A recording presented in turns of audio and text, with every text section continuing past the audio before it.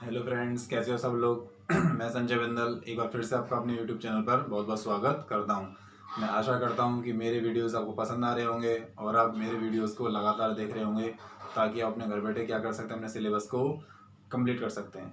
तो फ्रेंड्स, अब तक हमने अपने 12th क्लास के केमिस्ट्री के chapter number 8 D and block elements में बात कर ली थी। इलेक्ट्रॉनिक कॉन्फ़िगरेशन की, एटॉमिक एंड आयनिक रेडियाई की, आयनाइजेशन एंथैल्पी की, ठीक है, रिवर्सिबल और तुम्हारा वेरिएबल ऑक्सीडेशन स्टेट की। तो हम कई सारे टॉपिक्स हम बात कर चुके हैं और लास्ट जो मैंने क्लास ली थी उसमें मैंने आपको बताया था परिवर्तनशील ऑक्सीकरण अवस्था के बारे में। तो मैं आपको बता चुका था कि जो NS और जो N-1D के कक्षक होते हैं उनके बीच में क्या है कि ऊर्जा का अंतराल बहुत कम होता है, इसलिए आसानी से इलेक्ट्रॉन निकल सकता है।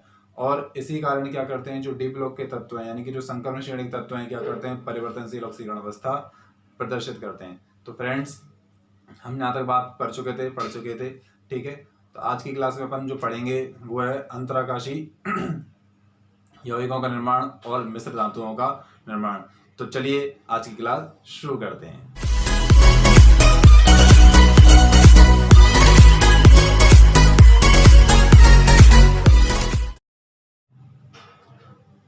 फ्रेंड्स, आज सबसे पहले अपन जो बात कर रहे हैं वो हमारा टॉपिक है, हम पढ़ रहे थे डी ब्लॉक के गुणधर्मों में। सबसे पहले आज पढ़ेंगे अपन मिश्र धातुओं का निर्माण। मिश्र धातुओं का निर्माण, ठीक है, एलॉयज।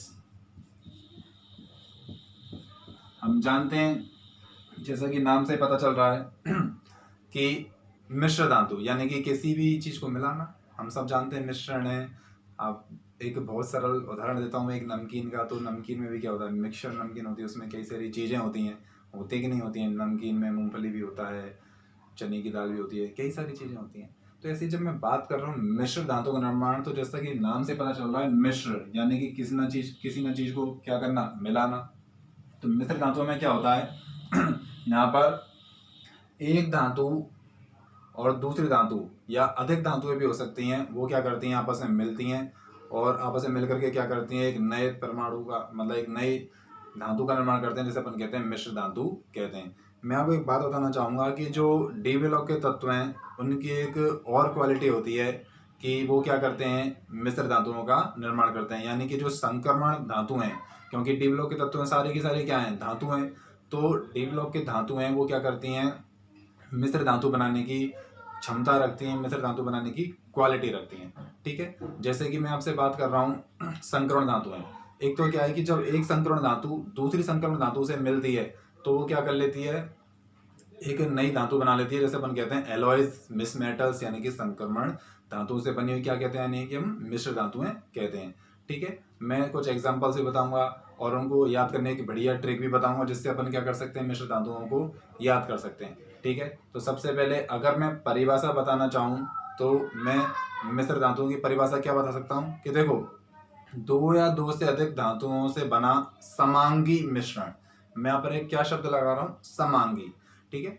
दो या दो से अधिक धातुओं से बना समांगी मिश्रण क्या कहलाता है, आपका मिश्र धातु कहलाता है, ठीक है। अभी मैं बताऊंगा समांगी वगैरह क्या है। तो सबसे पहले अगर मुझे इसकी परिभाषा बनानी हो तो परिभाषा मैं क्या लिख सकता हूं, दो या दो से अधिक धातुओं से बना समांगी मिश्रण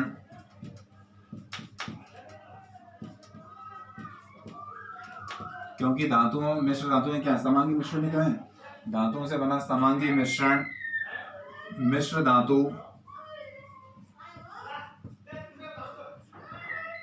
धातु यानी कि एलॉयज कहलाता है। क्या कहलाता है, मिश्र धातु यानी कि एलॉयज कहलाता है, ठीक है। बहुत छोटी सी बहुत साधारण सी परिभाषा है, पर मैंने यहाँ पर एक बात लगाई है समांगी। देखो इसको समझो, समांगी का मतलब क्या है, समांगी का मतलब है समान, ठीक है। समांगी का मतलब क्या है, समान, जिसमें दोनों प्रावस्थाएं यानी कि दोनों की दोनों स्थितियां क्या होनी चाहिए, एक जैसी नहीं होनी चाहिए। जैसे हम ठोस है तो दूसरा भी ठोस ही मिला रहे हैं, एक द्रव है तो हम दूसरा भी द्रव मिला रहे हैं, एक गैस है तो दूसरा भी गैस मिला रहे हैं, ठीक है। यानी कि ठोस का ठोस में मिश्रण वो आपका क्या कहलाएगा, समांगी मिश्रण कहलाएगा, होमोजीनस मिक्सचर कहलाएगा, ठीक है। मैं अपनी बात पूरी कर देता हूं पहले। यहाँ पे मिश्र धातु कहलाता है, यह है ठोस विलयन होता है,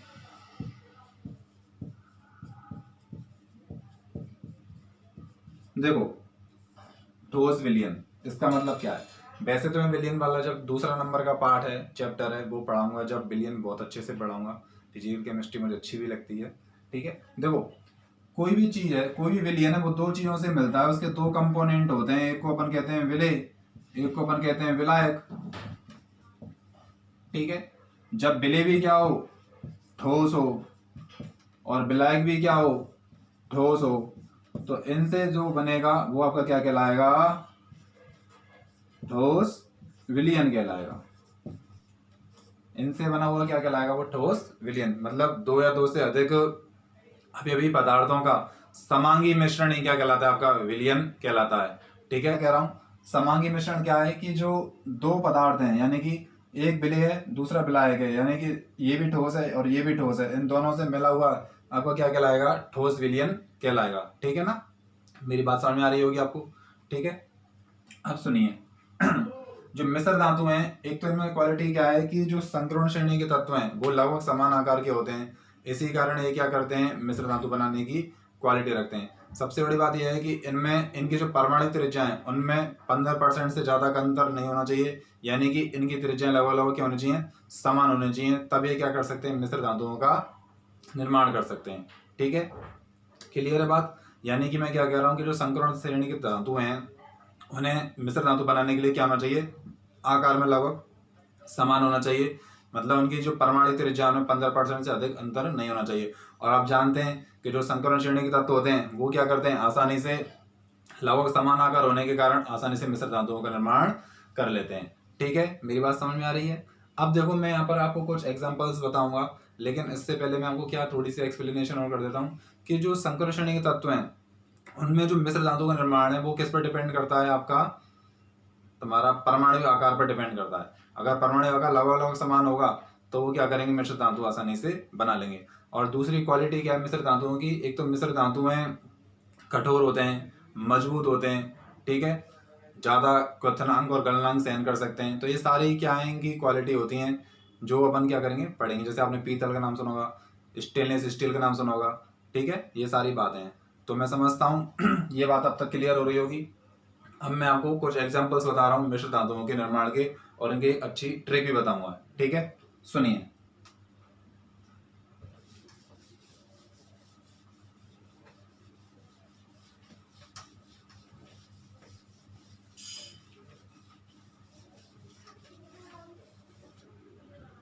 देखो मैं कुछ उदाहरण बता रहा हूँ मिश्र धातुओं के। पहला अपन ले रहे हैं कांसा। सब जानते हैं, सारा बच्चा जानता है कांसा के बारे में, ठीक है। कांसा किससे मिलके बनता है वो बताऊंगा, लेकिन इसके लिए अपन एक ट्रिक याद रखते हैं, शंकु। क्या ट्रिक याद रखते हैं अपन इसके लिए, शंकु। शंकु का मतलब टिन प्लस कॉपर, ठीक है। SN का मतलब टिन और कु का मतलब कॉपर, ठीक है। दूसरी है हमारे पास गन मेटल। दूसरी हमारे पास क्या है, गन मेटल। ये कोई बंदूक नहीं होती भाई, जो बंदूक का निर्माण होता है ऐसा नहीं है। इसके लिए अपन याद रखते हैं ट्रिक सजनकु। इन दोनों में क्या है, बस क्या कर सकते हैं इसमें अपन, क्या लगाते हैं, जिंक को लगाते हैं, यानी कि SN जिंक प्लस कॉपर। अपन क्या कर सकते हैं, इसको ऐसे याद रख सकते हैं, सजन को, ठीक है। जो तुम्हारी तीसरी ट्रिक है इसमें आती है तुम्हारी कौन सी, जर्मन सिल्वर। कौन सी आती है तुम्हारी, जर्मन सिल्वर। जर्मन सिल्वर को अपन याद रख सकते हैं कैसे, कजनी। एक मूवी देखी होगी आपने, गजनी, ऐसी होती है कजनी, यानी कि कॉपर जिंक और निकेल। कॉपर जिंक और निकल। आज थोड़ा सा डिस्टरबेंस ज़्यादा हो रहा है वीडियो में, मैं उसके लिए माफ़ी चाहूँगा आपसे, इसलिए मैं आज ज़्यादा लंबा वीडियो शूट नहीं करूँगा, ठीक है। एक होती है आपकी रोल्ड गोल्ड, एक आपकी कौन सी होती है, रोल्ड गोल्ड। ये कोई सोना नहीं है भाई, ठीक है। रोल्ड गोल्ड के लिए अपन लगाते हैं क्या, अल्कू। अल्कू का मतलब एल्यूमिनियम प्लस कॉपर। और सबसे ज्यादा जानी पहचानी ब्रेसलेट आप जानते हो कौन सी, पीतल। पीतल जानते हो सब। पीतल के लिए अपन क्या लगा सकते हैं, पीतल में तो जानते हो तुम्हारा क्या होता है, जंकु। जंतु मत लिख देना, क्या, जंकु, यानी कि जिंक प्लस कॉपर, ठीक है, जिंक प्लस कॉपर, जंकु। और मैं देखो एक और बता देता हूं आपको, स्टेनलेस स्टील की,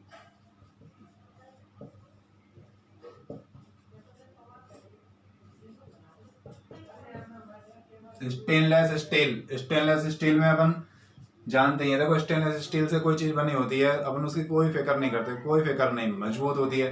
तो इसके लिए अपन क्या ट्रिक याद रखेंगे, फिक्र नहीं, कोई फिक्र नहीं, फिक्र नहीं, यानी कि फेरस, क्रोमियम और निकेल, ठीक है। एक और होती है तुम्हारी स्टील, अपन जिसमें क्या लगाते हैं, फिक्र। स्टेनलेस स्टील की थोड़ी सी फिक्र नहीं होती और स्टील की थोड़ी फिक्र होती है। इसमें क्या होता है, केवल तुम्हारा आयरन प्लस क्रोमियम।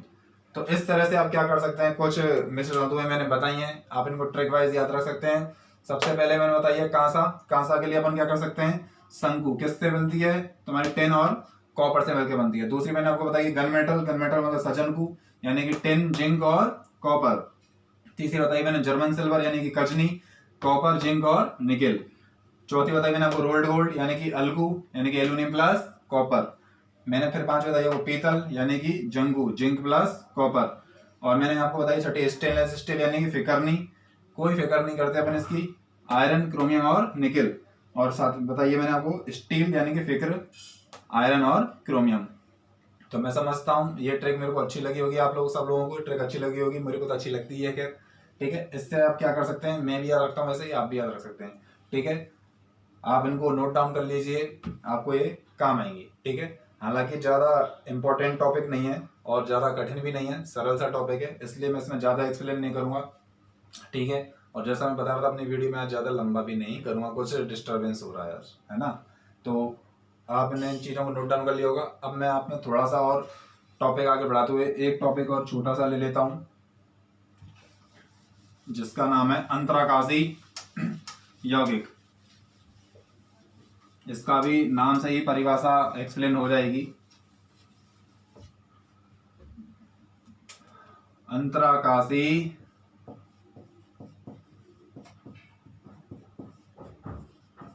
यौगिक, यानी कि इंटरस्टेशियल कंपाउंड, इंटरस्टेशियल कंपाउंड, ठीक है। देखो जैसा कि नाम से पता चल रहा है अंतरावकाश, कई बार क्या होता है कि जो संकरण श्रेणी के धात्विक क्रिस्टल होते हैं वो अच्छी तरह व्यवस्थित होने के बाद, यानी कि अच्छी तरह निबिड़तम संकुलित अवस्था में, यानी कि अच्छी तरह गोले के ऊपर गोला गोला गोला इस तरह से मैं अभी बनाऊंगा, तो व्यवस्थित होने के बाद भी उनमें क्या हो जाता है, कुछ रिक्त स्थान रह जाते हैं, उन्हीं रिक्त स्थानों को अपन क्या कहते हैं, अंतरावकाश कहते हैं, ठीक है। जैसे मैंने आपसे ये कहा कि मेरे पास ये धातु परमाणु है, ठीक है,